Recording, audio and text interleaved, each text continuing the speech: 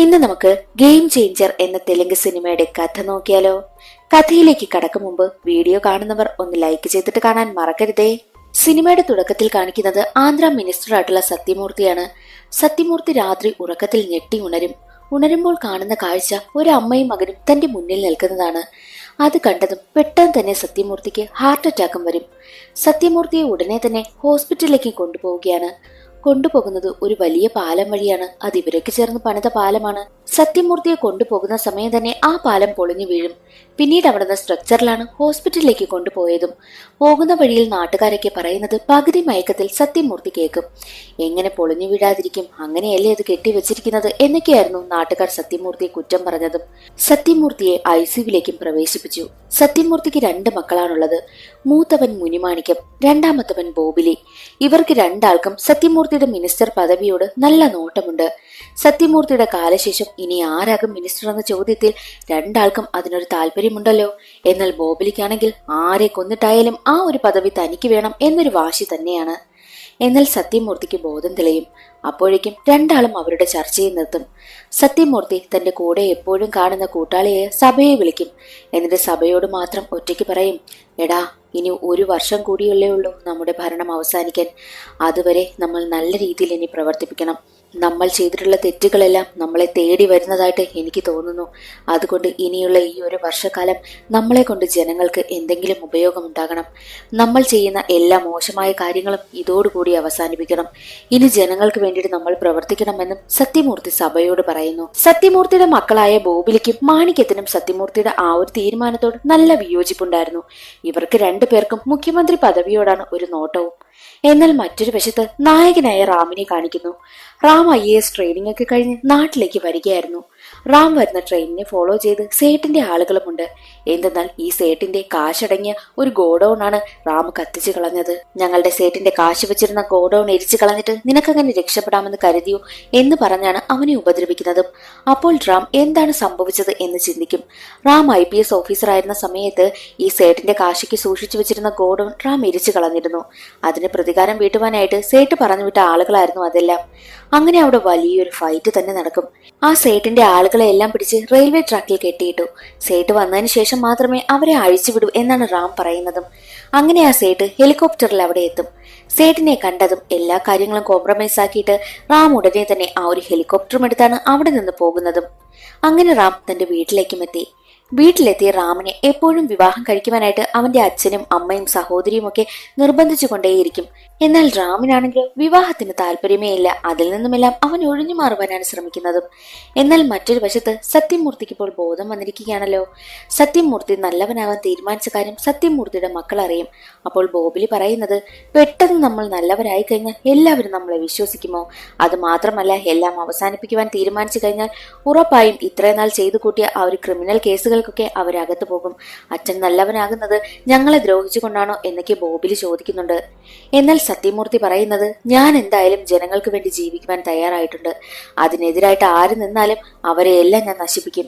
പിന്നെ ഇതിനെതിരായി എന്തെങ്കിലും പ്രവർത്തിക്കുവാനായി തീരുമാനിക്കുകയാണെങ്കിൽ നിന്റെ ഒരു രാഷ്ട്രീയ ഭാവി വരെ ഞാൻ നശിപ്പിക്കുമെന്ന് ബോബിലിയോട് പറയും. IAS ഓഫീസറായി റാം ജോയിൻ ചെയ്യുകയാണ്. അന്നേ ദിവസം തന്നെ ബാക്കിയുള്ള എല്ലാ ഓഫീസർമാരെയും വിളിച്ചു ചേർത്ത് ഒരു മീറ്റിംഗ് തന്നെ നടത്തും. അതിൽ ഈ നാട്ടിൽ നടക്കുന്ന എല്ലാ മോശമായ പ്രവൃത്തികളെ കുറിച്ചുമുള്ള ഡീറ്റെയിൽസ് റാമിന് എത്തിച്ചു കൊടുക്കണമെന്നും പറയുന്നുണ്ട്. എല്ലാവരും അതിന് ഓക്കെയും പറയും. എന്നാൽ മറ്റൊരു വശത്ത് സത്യമൂർത്തിയുടെ മകനായ ബോബിലിയാണെങ്കിൽ മണൽ കടത്ത് നടത്തുന്നുണ്ട്.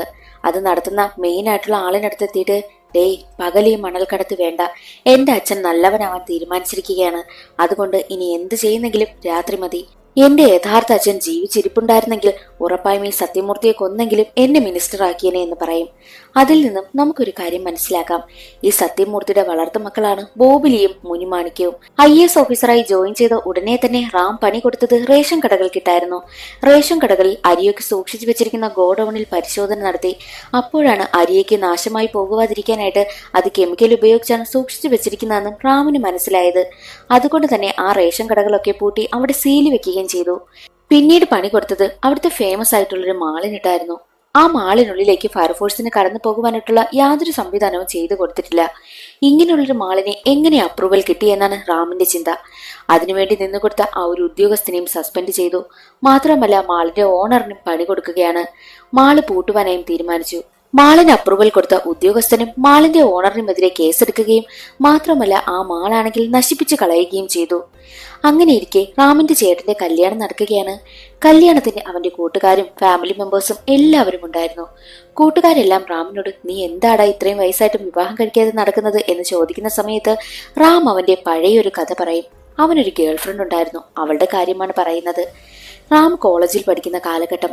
അവനാണെങ്കിലോ എന്ത് മോശമായ പ്രവൃത്തികൾ കണ്ടാലും അതിനെല്ലാം ചോദ്യം ചെയ്യുന്ന ഒരു സമയമായിരുന്നു. ആർക്ക് എന്തെങ്കിലും അപകടം വന്നാൽ അതിലെല്ലാം ഇടപെടും. അങ്ങനെ ഒരു പ്രകൃതക്കാരനായിരുന്നു റാം. അങ്ങനെ ഇരിക്കെ അവന്റെ കോളേജിലേക്ക് ഒരു പെൺകുട്ടി വരികയാണ്. അവൾ അവളുടെ അച്ഛനൊപ്പമാണ് വരുന്നത്. അവളുടെ പേരാണ് ദീപിക. എന്നാൽ റാം ആണെങ്കിൽ ഒരു പ്രശ്നത്തെ സംബന്ധിച്ച് അവിടമാകെ വട്ടുപിടിച്ചതുപോലെ നടക്കുകയായിരുന്നു. എന്തെന്നാൽ ആ കോളേജിൽ പഠിക്കുന്ന ഒരു പെൺകുട്ടിയോട് അവിടുത്തെ പ്രൊഫസർ മോശമായി പെരുമാറിയെന്ന്. ആ പ്രൊഫസറിനെ അന്വേഷിച്ച് നടക്കുന്ന സമയത്തായിരുന്നു നായികയായ ദീപികയും അച്ഛനും വണ്ടിയിൽ വരുന്നത്. പെൺകുട്ടിയോട് മോശമായി പെരുമാറിയ പ്രൊഫസറിനെ തപ്പി നടക്കുകയായിരുന്നു റാം. അതേസമയമായിരുന്നു നായികയായ ദീപികയും അച്ഛനും കോളേജിലേക്ക് വന്നതും.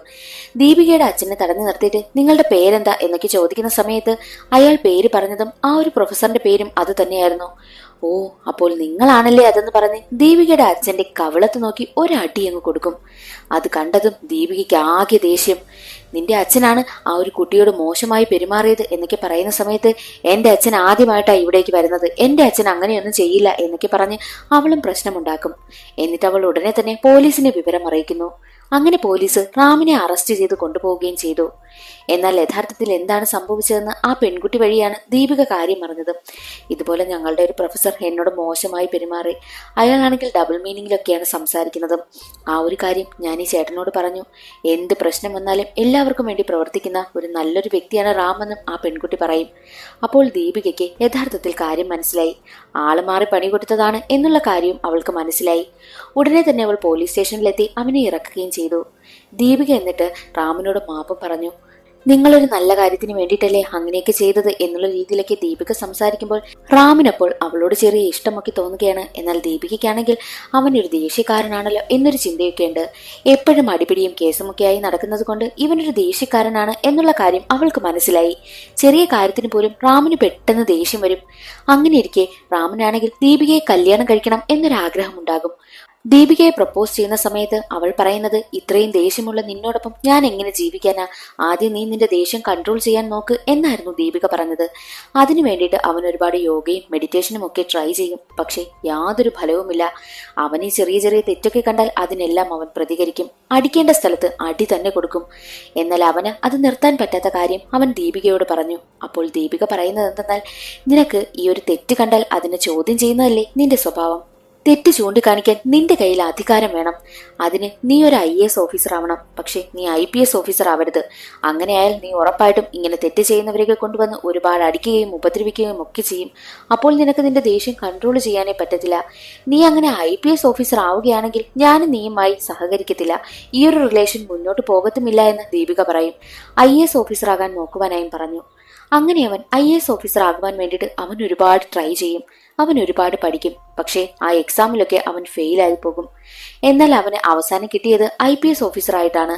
അത് ദീപികയ്ക്ക് ഒട്ടും സഹിക്കാനായി പറ്റത്തില്ല. അവൾ എന്ത് ചെയ്യും? IPS ഓഫീസർ ആയി കഴിഞ്ഞാൽ അവനുമായിട്ടുള്ള റിലേഷൻ മുന്നോട്ട് കൊണ്ടുപോകില്ല എന്നല്ലേ പറഞ്ഞത്. അതവൾ പാലിക്കുകയും ചെയ്തു. IPS ഓഫീസർ ആയതുകൊണ്ട് അവനുമായിട്ടുള്ള എല്ലാ ബന്ധവും അവൾ ഉപേക്ഷിക്കുവാനായും തീരുമാനിച്ചു. പിന്നീടുള്ള കാലങ്ങളിലൊന്നും അവൻ ദീപികയെ കണ്ടിട്ടേയില്ല. ദീപിക ആ സ്ഥലത്ത് നിന്ന് തന്നെ പോയിരുന്നു. ഇതെല്ലാം മാരേജ് ഫംഗ്ഷനിൽ നിന്നുകൊണ്ടാണല്ലോ അവൻ പറയുന്നത്. അവൻ പിന്നെ അതിനുശേഷം ഒന്നും ദീപികയെ കണ്ടിട്ടുമില്ല. ആ കാര്യമെല്ലാം പറഞ്ഞുകൊണ്ട് നിൽക്കവേ തന്നെ റാമിന്റെ ഒരു കൂട്ടുകാരൻ നിന്റെ ലവർ ദീപികയല്ലേ, അവളെ ഞാൻ കണ്ടിട്ടുണ്ട് എന്ന് പറയും. അങ്ങനെ റാം അത് കേട്ട് ഞെട്ടിപ്പോകും. ഉടനെ തന്നെ ദീപികയുടെ അഡ്രസ്സൊക്കെ വാങ്ങി അവളെ കാണുവാനായിട്ടാണ് പോകുന്നത്. ഡോക്ടറായിട്ടുള്ള ദീപിക ഇപ്പോൾ ഒരു വൃദ്ധസദനമൊക്കെ നടത്തിയാണ് ജീവിക്കുന്നത്. എന്തെന്നാൽ അന്ന് അവൾ അച്ഛനുമായിട്ട് ഒരുപാട് പ്രശ്നമായിരുന്നു. അവൾക്ക് റാമിനെ ഇഷ്ടമാണെന്ന് അച്ഛനോട് പറഞ്ഞപ്പോൾ അച്ഛൻ അതൊരിക്കലും അംഗീകരിക്കാൻ പറ്റുന്ന ബന്ധമായിരുന്നില്ല. വീട്ടുകാർ അംഗീകരിക്കില്ല എന്ന് മനസ്സിലായ സമയത്താണ് ദീപിക വീട് വിട്ടിറങ്ങി ഇപ്പോൾ ഒരു വൃദ്ധസദനമൊക്കെ നടത്തി അങ്ങനെ ജീവിച്ചു പോകുന്നതും. അങ്ങനെ റാം ആ വൃദ്ധസദനത്തിലേക്കാണ് എത്തിയത്. അവിടെ വെച്ച് ദീപികയെ കാണും. അവനെ IPS ഓഫീസറൊക്കെ വിട്ട് IAS ഓഫീസറായി മാറിയിരിക്കുന്നു എന്ന കാര്യം ദീപികയ്ക്ക് മനസ്സിലായി. അവൾക്ക് ഒരുപാട് സന്തോഷമായി. അവൾ അവനെ കെട്ടിപ്പിടിച്ച് കരയുകയും ഒക്കെ ചെയ്യും. അങ്ങനെ അവരുടെ പ്രണയം വീണ്ടും പൂത്തുലയുകയാണ് ചെയ്യുന്നത്. രണ്ടാളും വീണ്ടും വിവാഹം കഴിക്കുവാനൊക്കെ തീരുമാനിക്കും. അങ്ങനെ ഇരിക്കെ റാമിന്റെ ഓഫീസിലേക്ക് ബോബിലി വരികയാണ്. എന്താണ് കാരണമെന്നാൽ റാം അധികാരത്തിൽ കയറിയതിൽ പിന്നെ നാട്ടിൽ തെറ്റ് ചെയ്യുന്നവരെയും ഗുണ്ടകളെയും ഒക്കെ ഒതുക്കിക്കൊണ്ടിരിക്കുകയാണല്ലോ. അതിൽ ഈ ബോബിലിയുടെ കുറച്ച് ആളുകളെയും അവൻ പിടിച്ച് അറസ്റ്റ് ചെയ്തിട്ടുണ്ട്. അതിന് തന്റെ ആളുകളെയൊക്കെ പുറത്തിറക്കണമെന്ന് പറഞ്ഞാണ് ബോബിലി എത്തിയിരിക്കുന്നതും. എന്നാൽ റാം ആണെങ്കിലോ അതിനൊന്നും കൂട്ടാക്കുന്നില്ല. മിനിസ്റ്ററിന്റെ മകനായ ബോബിലി ആ ഒരു അധികാരം വെച്ച് റാമിനെ വിരട്ടുമ്പോൾ റാം ആണെങ്കിൽ IAS ഓഫീസർ ആയതിനാൽ തന്റെ എഡ്യൂക്കേഷന്റെ പവർ വെച്ച് തന്നെ ബോബിലിയും വിരട്ടുകയാണ്. നീ വെറും ഒരു രാഷ്ട്രീയക്കാരൻ, എന്നാൽ ഞാനാണെങ്കിലോ ജീവിതകാലം മുഴുവൻ IAS ഓഫീസറാണ് എന്നുള്ള രീതിയിലൊക്കെ പറഞ്ഞിട്ടാണ് ബോബിലിയെ അപമാനിച്ച് അവിടെ നിന്ന് ഇറക്കി വിടുന്നതും. മറ്റൊരു വശത്ത് ദീപികയെ കാണിക്കുകയാണ്. ദീപിക ഒരു ഡോക്ടറാണല്ലോ. ദീപിക തന്റെ വൃദ്ധസദനത്തിൽ മാനസിക നില തെറ്റിയ പാർവതി എന്ന സ്ത്രീയെ സംരക്ഷിക്കുന്നുണ്ട്. പാർവതിയാണെങ്കിൽ സമൂഹത്തിൽ നടക്കുന്ന കാര്യങ്ങളെയും സമൂഹത്തിൽ എന്തൊക്കെ നല്ല കാര്യങ്ങളൊക്കെ നടക്കണമെന്നുള്ളതൊക്കെ ഒരു പേപ്പറിൽ ചുമ്മാ എഴുതി പറത്തിക്കൊണ്ടേയിരിക്കും. അതെല്ലാം റാമിന്റെ കയ്യിൽ വന്ന് കിട്ടുകയാണ്. അത് വായിച്ചു നോക്കിയ റാം ആണെങ്കിൽ ഇങ്ങനെയുള്ള ആളുകളാണ് നമ്മുടെ സമൂഹത്തിൽ വേണ്ടതെന്നൊക്കെ പറയും. എന്നിട്ട് റാമു പറയുന്നുണ്ട് മിനിസ്റ്റർ ഒരു മീറ്റിംഗിൽ പങ്കെടുക്കുവാനായി എത്തുന്നുണ്ട്, അവിടേക്ക് പോകണമെന്ന കാര്യം പറയുമ്പോൾ അത് കേട്ട പാർവതി എന്നെയും അവിടേക്ക് കൂട്ടിക്കൊണ്ടു പോകുമോ എന്ന് ചോദിക്കും. അത് കേട്ട റാമും അതിന് സമ്മതിക്കുകയും ചെയ്തു. അങ്ങനെ പാർവതിയും കൂട്ടി മീറ്റിംഗ് നടക്കുന്നിടത്തേക്ക് പോകും. അവിടെ സത്യമൂർത്തിയും എല്ലാവരും എത്തിയിട്ടുണ്ട്. സത്യമൂർത്തി പ്രസംഗിക്കുവാനായി എഴുന്നേറ്റ സമയം തന്നെ പാർവതി ഉടനെ അവിടെ നിന്നും മിനിസ്റ്റർ, നിങ്ങൾക്ക് ഞാൻ ഒരുപാട് തവണ നിവേദനം നൽകിയിട്ടുണ്ട്, പക്ഷെ നിങ്ങൾ ഇതുവരെ അതൊന്നും ശ്രദ്ധിച്ചിട്ടില്ലല്ലോ എന്ന് പറയുമ്പോൾ പാർവതിയെ കണ്ടതും ഉടനെ തന്നെ മിനിസ്റ്റർ അവരെ വേദിയിലേക്ക് വിളിക്കും. പാർവതിയുടെ മുഖം നേരെ കണ്ടപ്പോൾ മിനിസ്റ്ററിന് ഷോക്കായി. ഇവർ തമ്മിൽ മുൻപേ എന്തോ കണക്ഷനുണ്ട്, അത് വഴിയേ മനസ്സിലാകും. അത് കാണുന്ന സഭയും ഞെട്ടിപ്പോവുകയാണ്. പാർവതി കൊടുത്ത കംപ്ലൈന്റ് എന്നാൽ ഈ സത്യമൂർത്തിയുടെ മകനായ ബോബിലി ഉണ്ടല്ലോ, ബോബിലിക്ക് ഒരു ബിസിനസ് ഉണ്ട്, പാലിന്റെയൊക്കെ ബിസിനസ്സാണ്. എന്നാൽ അതിൽ എന്തൊക്കെയോ കെമിക്കൽ കലർത്തുന്നത് കാരണം അത് കഴിക്കുന്ന എല്ലാവർക്കും അസുഖങ്ങളൊക്കെ ബാധിക്കുകയാണ്. അക്കാര്യം പറഞ്ഞുകൊണ്ട് നിൽക്കുന്ന സമയത്ത് ബോബിലി അവിടേക്ക് വന്ന് ഇവർ പറയുന്നതെല്ലാം ചുമ്മാതെയാ, വിശ്വസിക്കരുത് എന്ന് പറഞ്ഞ് പാർവതി അവിടെ നിന്ന് പിടിച്ച് പുറത്തേക്ക് തള്ളും. പാർവതി വീഴാൻ പോകുന്ന സമയത്ത് റാമാണ് അവളെ താങ്ങി പിടിക്കുന്നതും. എന്നിട്ട് റാമു ദേഷ്യം വന്ന് ബോബിലിക്കിട്ടൊന്നു കൊടുക്കും.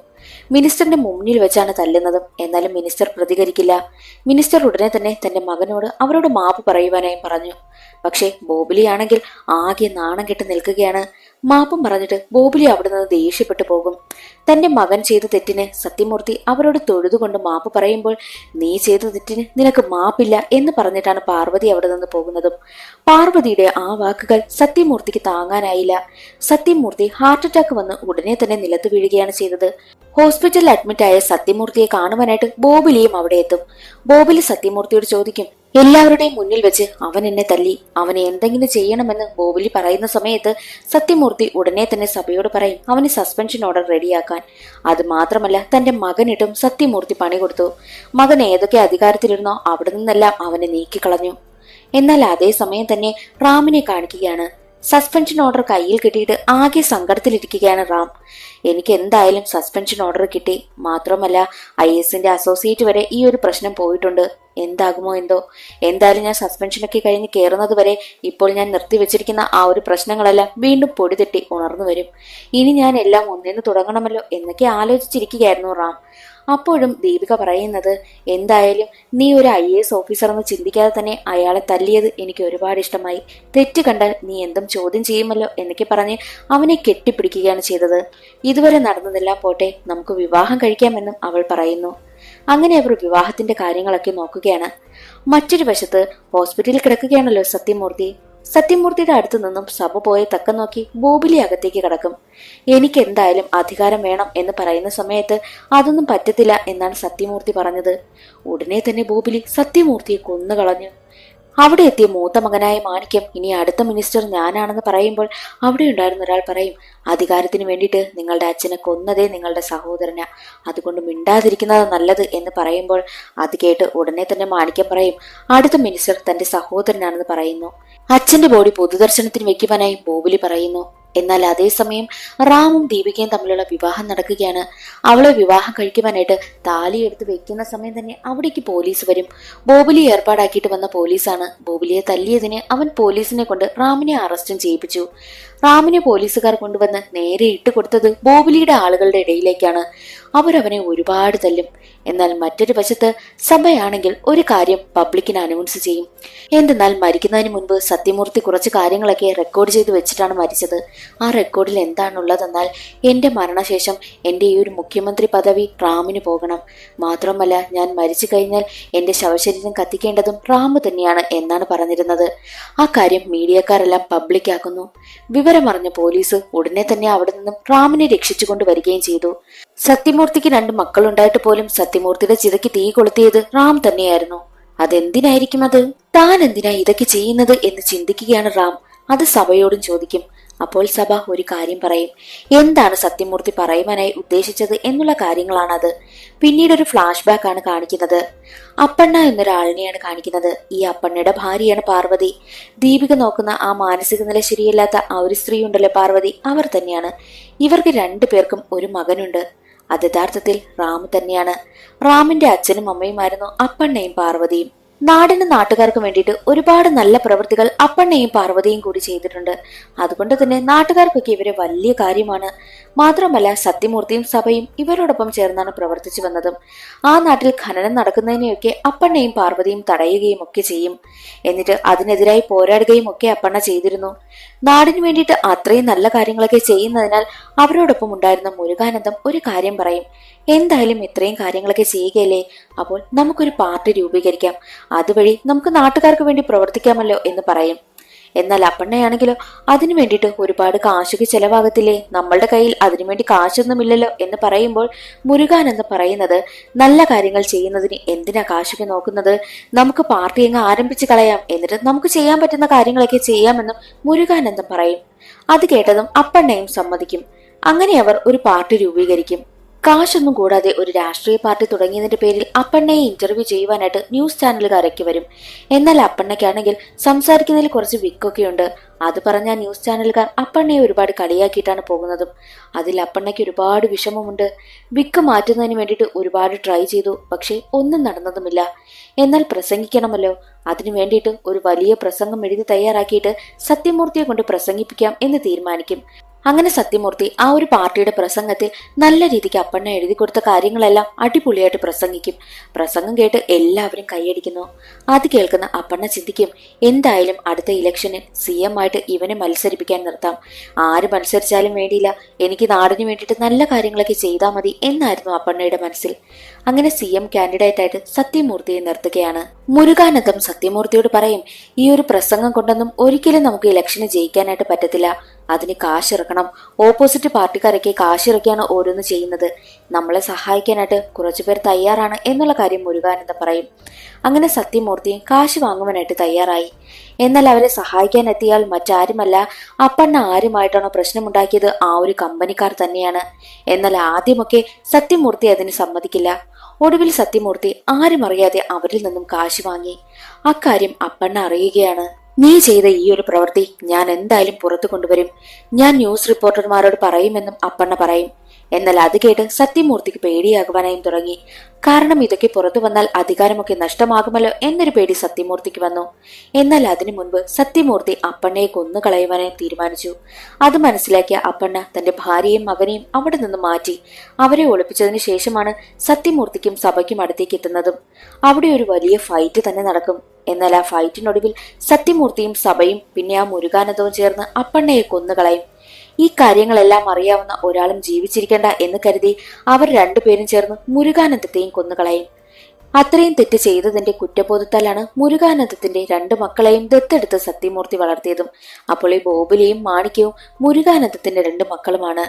ആ കഥ അവിടെ അവസാനിക്കുന്നു. എന്നാൽ അത് കേട്ട് റാം പറയുന്നത്, നിങ്ങൾ എല്ലാവരും എന്നോട് ഇത്രയും വലിയ തെറ്റ് ചെയ്തല്ലേ, അപ്പോൾ എന്റെ അച്ഛനെ കൊന്ന ആളിനെയാണല്ലോ എന്റെ കൈകൊണ്ട് നിങ്ങൾ കൊള്ളി വെപ്പിച്ചത് എന്ന് പറയുന്ന സമയത്ത് സഭയാണെങ്കിൽ മാപ്പ് ചോദിക്കും. നിന്നെയും നിന്റെ അമ്മയും ഞങ്ങൾ ഒരുപാട് അന്വേഷിച്ചു, പക്ഷേ നിങ്ങളെ ഞങ്ങൾ കണ്ടില്ല എന്നുള്ള കാര്യമാണ് സഭ പറഞ്ഞിട്ട് മാപ്പ് പറയുന്നതും. സത്യമൂർത്തി മരിക്കുന്നതിന് മുൻപ് അടുത്ത മുഖ്യമന്ത്രിയായി പ്രഖ്യാപിച്ചത് റാമിന്റെ പേരായിരുന്നല്ലോ. അങ്ങനെ റാം മുഖ്യമന്ത്രിയാകുവാനായും തീരുമാനിച്ചു. പക്ഷെ അതിന് ചെറിയ തടസ്സമുണ്ട്. എന്തെന്നാൽ റാമിന്റെ പേരിൽ ഒരു കേസ് കിടക്കുകയാണ് ബോബിലി കൊടുത്തത്. ആ കേസ് പിൻവലിക്കണമെന്ന് ബോബിലിയോട് പറഞ്ഞിട്ട് പോലും ബോബിലി അതിന് തയ്യാറാകുന്നില്ല. റാമിന്റെ പേരിലുള്ള കേസ് പിൻവലിക്കണമെങ്കിൽ ബോബിലി പറയുന്ന പേപ്പറിൽ ഒപ്പിട്ട് കൊടുക്കുവാനായിട്ട് റാമിനോട് പറഞ്ഞു. അങ്ങനെ റാം അതിൽ ഒപ്പിട്ട് കൊടുക്കുകയും ചെയ്തു. അതിലെന്താണ് ഉണ്ടായിരുന്നതെന്നാൽ അവന്റെ IAS പദവി രാജിവെക്കണമെന്നും പിന്നെ ഈ ഒരു മുഖ്യമന്ത്രി സ്ഥാനത്തേക്ക് മത്സരിക്കില്ല എന്നുള്ളതായിരുന്നു. ഒപ്പിട്ട് വാങ്ങിക്കഴിഞ്ഞതും ബോബിലി തന്റെ തീരുമാനം അങ്ങ് മാറ്റി. അങ്ങനെ ബോബിലി മുഖ്യമന്ത്രിയായിട്ട് മത്സരിക്കുവാനായും തീരുമാനിച്ചു. റാമിന് വേറെ വഴിയില്ല, അവൻ എല്ലാത്തിൽ നിന്നും പിന്മാറി. എന്നാൽ അതേസമയം തന്നെ ബോബിലിയൊക്കെ ഞെട്ടിച്ചുകൊണ്ട് ഒരാൾ കടന്നു വരികയാണ്. പുതിയ ഇലക്ഷൻ കമ്മീഷണറിനെ നിയമിച്ചു.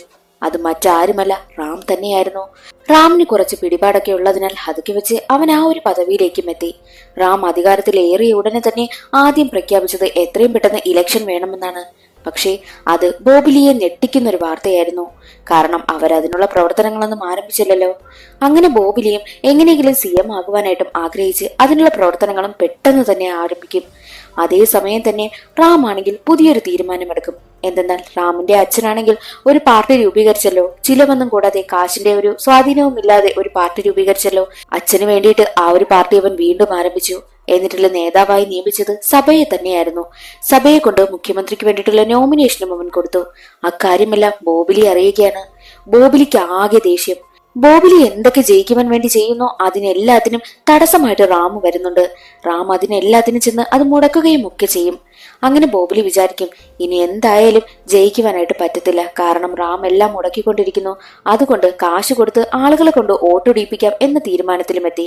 അങ്ങനെ ജനങ്ങളുടെ അടുത്ത് ചെന്ന് 2000 രൂപ ഓരോരുത്തർക്കായും കൊടുത്ത് വോട്ട് പിടിക്കുകയാണ്. പക്ഷെ അതറിയുന്ന റാം എന്ത് ചെയ്യും? ഓരോ ജനങ്ങളുടെ അടുത്തും ചെന്നിട്ട് നിങ്ങൾ ഇനി 20,000 രൂപ ചോദിക്കണം, വോട്ടിടണമെങ്കിൽ 20,000 തരണമെന്ന് തന്നെ ആവശ്യപ്പെടുവാനായും പറഞ്ഞു. അങ്ങനെ പിന്നീട് വോട്ട് പിടിക്കാൻ വരുന്ന സമയത്തെല്ലാം 2000-ന് പകരം 20,000 രൂപ ചോദിക്കും. ബോബിലി വേറെ വഴിയില്ലാതെ അതിന് സമ്മതിക്കുകയും ചെയ്തു. അങ്ങനെ ദിവസങ്ങൾ കഴിയും തോറും ബോബിലിയുടെ കാശ് കുറഞ്ഞു കുറഞ്ഞു വന്നുകൊണ്ടേയിരുന്നു. ബോബിലി ആകെ ഡിപ്രഷനിലായി. അങ്ങനെ ഇലക്ഷൻ ദിവസം എത്തി. പറഞ്ഞതുപോലെ തന്നെ എല്ലാ പ്രവർത്തനങ്ങളും നന്നായി മുന്നോട്ട് പോവുകയാണ്. ബോബിലിക്ക് ജയിക്കുമോ എന്ന് തന്നെ ഉറപ്പില്ല. ഓപ്പോസിറ്റ് നിൽക്കുന്നത് സഭയാണല്ലോ. സഭയും നല്ല മാന്യമായിട്ടുള്ള രീതിയിലാണ് വർക്ക് ചെയ്യുന്നതും. സഭയ്ക്ക് വേണ്ടിയിട്ടുള്ള വോട്ടുപിടുത്തവും എല്ലാം നല്ല രീതിക്കാണ് കഴിഞ്ഞു പോയതും. ബോബിലിക്ക് താൻ ജയിക്കുമോ എന്നുള്ള ഉറപ്പ് തന്നെയില്ല. അതുകൊണ്ട് കള്ളവോട്ടിടുവാനായും തീരുമാനിച്ചു. പക്ഷേ റാം അത് ഉറപ്പായും തടസ്സപ്പെടുത്തുമെന്ന കാര്യം ബോബിലിക്ക് അറിയാമായിരുന്നു. അതിനു മുൻപ് തന്നെ റാമിന്റെ അടുത്ത് എത്തിയിട്ട്, നീ ഇതിൽ എന്തെങ്കിലും തടസ്സം നിന്ന് കഴിഞ്ഞാൽ ഉറപ്പായും ഇവിടെ ഞാൻ കുറെ സ്ഥലങ്ങളിൽ ബോംബ് വെച്ചിട്ടുണ്ട്, അതെല്ലാം പൊട്ടും, ഇവിടെയുള്ള ജനങ്ങളൊക്കെ മരിക്കുമെന്നും റാമിനെ ഭീഷണിപ്പെടുത്തി. അത് പേടിച്ച് റാം ആണെങ്കിൽ കള്ളവോട്ടിടുന്നത് തടയുവാനായും തീരുമാനിച്ചിരുന്ന ആ ഒരു പ്രവർത്തനത്തെ നിർത്തുകയാണ്. അങ്ങനെ വോട്ടിംഗ് ഒക്കെ നന്നായി നടക്കുകയാണ്. ബോബിലിക്ക് വീഴുന്നത് കൂടുതലും കള്ളവോട്ടുകളാണ്. ഏകദേശം 3 സ്ഥലങ്ങളിൽ മാത്രമാണ് ഇങ്ങനെ കള്ളവോട്ട് നടക്കുന്നത്. അതുകൊണ്ട് റാം അടുത്ത ദിവസം തന്നെ അവിടെ ഇലക്ഷൻ പ്രഖ്യാപിക്കും. അതൊട്ടും ബോബിലി പ്രതീക്ഷിച്ചതേയല്ല. അത് കാരണം ബോബിലിക്ക് താൻ ജയിക്കുമോ ഇല്ലയോ എന്ന ടെൻഷൻ ഉണ്ടായി. എങ്ങനെങ്കിലും ആ വോട്ടിട്ട ആ ഒരു മെഷീൻ എല്ലാം കടത്തുവാനായിട്ടും ബോബിലി തീരുമാനിച്ചു. പക്ഷേ അത് മുൻപേ മനസ്സിലാക്കിയ റാം ആ ഒരു മെഷീൻ എല്ലാം ഡ്രോൺ വഴി വോട്ടിംഗ് സെന്ററിലേക്കാണ് കൊണ്ടുപോയി എത്തിച്ചതും. എന്തായാലും ഇനി താൻ ജയിക്കത്തില്ല എന്ന കാര്യം ബോബിലിക്ക് മനസ്സിലായി. അതുകൊണ്ട് ആ റാമിനെ കൊന്നു കളയാമെന്നും ബോബിലി തീരുമാനിക്കും. അങ്ങനെ ബോബിലി റാമിനെ പിടികൂടി അവനെ ഒരുപാട് ഉപദ്രവിക്കും. അതേസമയം തന്നെ ബോബിലിയുടെ ആളുകൾ ചേർന്ന് വോട്ടിടുന്ന ആ ഒരു മെഷീനുകളുണ്ടല്ലോ, അതെല്ലാം കുറെ എടുത്തുകൊണ്ടുവന്ന് നശിപ്പിച്ച് കളയുകയാണ് ചെയ്തത്. ബോബിലിയുടെ ആളുകൾ നശിപ്പിച്ചു കളഞ്ഞ വോട്ടിംഗ് മെഷീനിൽ ഏകദേശം ഒരു 50,000 വോട്ട് വരും. എന്നാൽ ഇപ്പോൾ ലീഡിൽ നിൽക്കുന്നത് സഭയാണ്. സഭ എങ്ങനെയായാലും ബോബിലിയെക്കാട്ടും ഒരുപാട് ലക്ഷങ്ങൾ വോട്ടിന് മുന്നിലാണ് നിൽക്കുന്നതും. അത് കണ്ടതോടുകൂടി ബോബിലിക്ക് ഒരു കാര്യം മനസ്സിലായി, താൻ എന്തായാലും ജയിക്കത്തില്ല, ഇവനെ അങ്ങ് കൊല്ലാമെന്ന്. അവനെ കൊല്ലുവാനായും തീരുമാനിച്ചു. എന്നാൽ ഒരു ഘട്ടത്തിൽ അവനിൽ നിന്നും എല്ലാം റാം രക്ഷപ്പെടുകയാണ്. വോട്ടെണ്ണൽ പുരോഗമിക്കുമ്പോൾ ജയിക്കാൻ പോകുന്നത് സഭയാണെന്ന് റാമിന് മനസ്സിലായല്ലോ. അതുകൊണ്ട് സഭയാണ് ജയിച്ചതെന്നുള്ള കാര്യം ഞാൻ ഉറപ്പായും നാളെ തന്നെ എല്ലാവരെയും അറിയിക്കുമെന്ന് പറയുമ്പോൾ, നീ അതിന് ജീവനോടെ ഉണ്ടെങ്കിൽ മാത്രമല്ലേ അത് അറിയിക്കൂ എന്ന് പറഞ്ഞ് ബോബിലി അവനെ കൊല്ലുവാനായും പോകും. ഒരു ഘട്ടത്തിൽ രണ്ടുപേരും തമ്മിലുള്ള ഫൈറ്റ് കടുക്കുകയും ബോബിലിയെ കൊല്ലുമെന്ന അവസ്ഥയായി. അവനെ കൊല്ലുവാനായി തീരുമാനിക്കുന്ന സമയം തന്നെ അവിടേക്ക് ദീപിക വരും. ദീപിക പറയുന്നത്, ദേഷ്യം കൊണ്ട് ഒന്നും ആവത്തില്ല, അതുകൊണ്ട് അവനെ അവന്റെ വഴിക്ക് വിട്, നമുക്ക് പോകാമെന്ന് പറഞ്ഞ് റാമിനെ അവിടെ നിന്ന് കൂട്ടിക്കൊണ്ടു പോവുകയും ചെയ്തു. സഭ ജയിക്കുകയും സഭ അധികാരത്തിലേക്ക് കയറുകയും ചെയ്തു. പിന്നീടുള്ള കാലങ്ങളിലെല്ലാം റാം തന്റെ അച്ഛന് വേണ്ടിയിട്ട് ആരംഭിച്ച ആ ഒരു പാർട്ടി ഉണ്ടല്ലോ, ആ പാർട്ടിയിൽ ചേർന്ന് ജനങ്ങൾക്ക് വേണ്ടിയിട്ട് നല്ല പ്രവർത്തനങ്ങളൊക്കെ ചെയ്ത് ജീവിക്കുവാനായും തുടങ്ങി. അതോടുകൂടി സിനിമയുടെ കഥ അവിടെ അവസാനിക്കുകയാണ്. എഡ്യൂക്കേഷനിലൂടെ എന്ത് വേണമെങ്കിലും മാറ്റാമെന്ന സന്ദേശം നൽകിക്കൊണ്ടാണ് കഥ അവിടെ അവസാനിക്കുന്നതും. ഇന്നത്തെ വീഡിയോ എല്ലാവർക്കും ഇഷ്ടമായെന്ന് കരുതുന്നു. ഇഷ്ടമായാൽ ഒന്ന് ലൈക്ക് ചെയ്ത് സപ്പോർട്ട് ചെയ്യാനും ചാനൽ ഇഷ്ടമായാൽ സബ്സ്ക്രൈബ് ചെയ്യാനും മറക്കരുതേ. അടുത്തൊരു സിനിമയുടെ കഥയിൽ കാണാം. അതുവരെ എല്ലാവർക്കും ബൈ.